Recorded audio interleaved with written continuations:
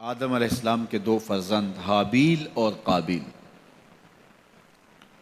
تو ان کا آپس میں الجھاؤ ہو گیا، تو اس نے اپنے بھائی کو قتل کر دیا۔ معاملہ یہ تھا کہ جو سلسلہ تھا بقائے نسل انسانی، افزائش نسل انسانی اور فروغ نسل انسانی کے لیے،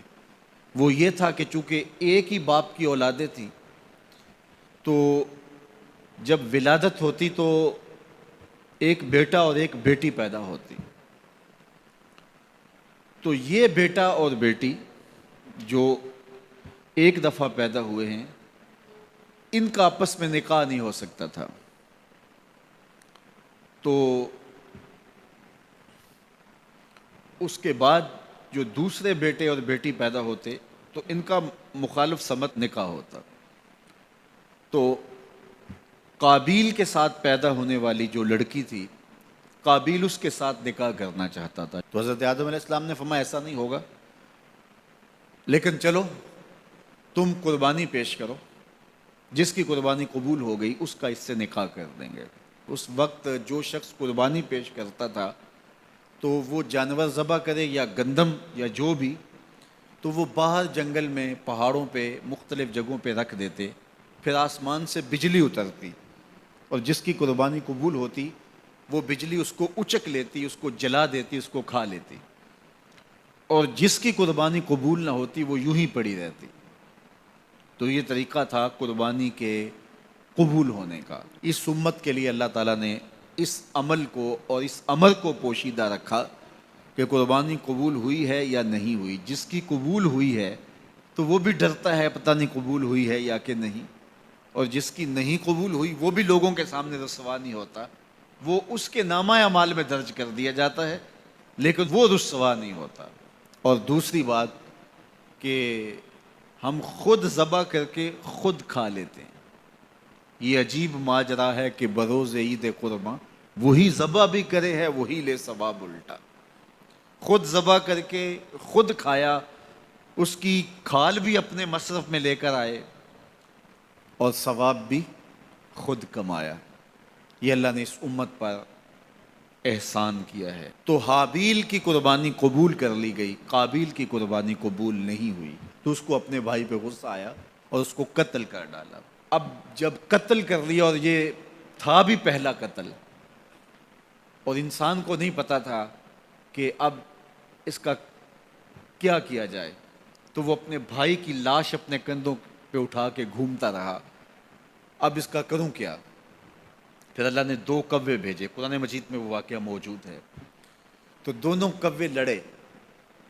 ایک نے دوسرے کو مار دیا،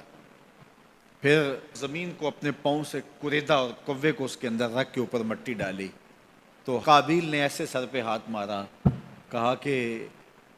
یہ کوا جو ہے یہ تو میرے سمجھدار نکلا اور میں نہ جان سکا اور یہ جانتا ہے، تو پھر اپنے بھائی کی لاش کو دفن کیا۔ اب سب سے پہلا قتل اور سب سے پہلی موت جو روئے زمین پہ ہوئی وہ حابیل کی تھی۔ اب قیامت تک جتنے لوگ بھی قتل ہوں گے، جس طرح قاتل کو اس کی سزا اور اس کا گناہ پہنچے گا، یہ سارا گناہ قابیل کے نامہ اعمال میں بھی درج ہوتا رہے گا، اس لیے کہ اس جرم کا آغاز اس نے کیا۔ آپ سے اگر ہو سکے تو کسی اچھے کام کا آغاز کرنا،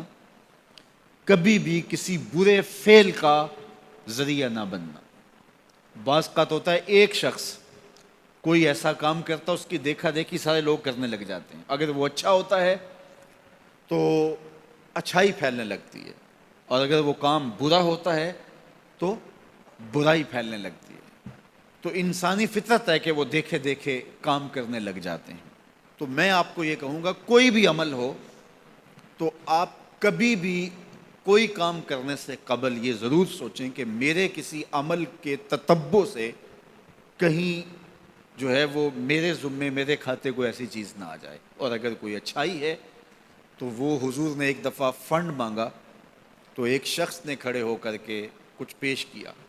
تو اس کے دیکھا دیکھی باقی لوگ بھی شامل ہو گئے، تو حضور نے اس وقت فرمایا تھا تاریخ ساز جملہ، من سنّا فی الاسلام سنتن حسنتن فلہ اجرہا، جس نے اسلام میں کوئی اچھا طریقہ رائج کیا تو اس کو اس کا اجر نصیب ہوگا،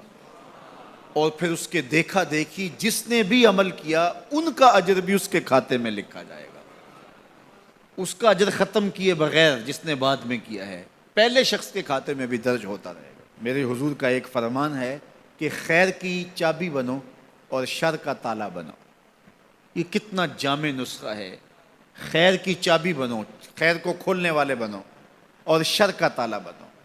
کچھ لوگ شر کی چابی بنتے ہیں اور خیر کا تالا بنتے ہیں۔ تو ہمیشہ اپنی زندگی میں کوئی بھی عمل کرنے سے قبل، وہ چھوٹے سے چھوٹا ہو یا بڑے سے بڑا ہو، آپ دیکھیں کہ اس کے معاشرے کے اوپر کیا اثرات مرتب ہوتے ہیں۔ آپ گلی سے گزرتے ہوئے کوئی پتھر کا ٹکڑا اٹھا کے ایک طرف کر دیتے ہیں تو آپ کے دیکھا دیکھی کئی اور لوگ بھی پتھر کے ٹکڑے اٹھانے لگ جاتے ہیں تو پوری گلی صاف ہو جاتی ہے،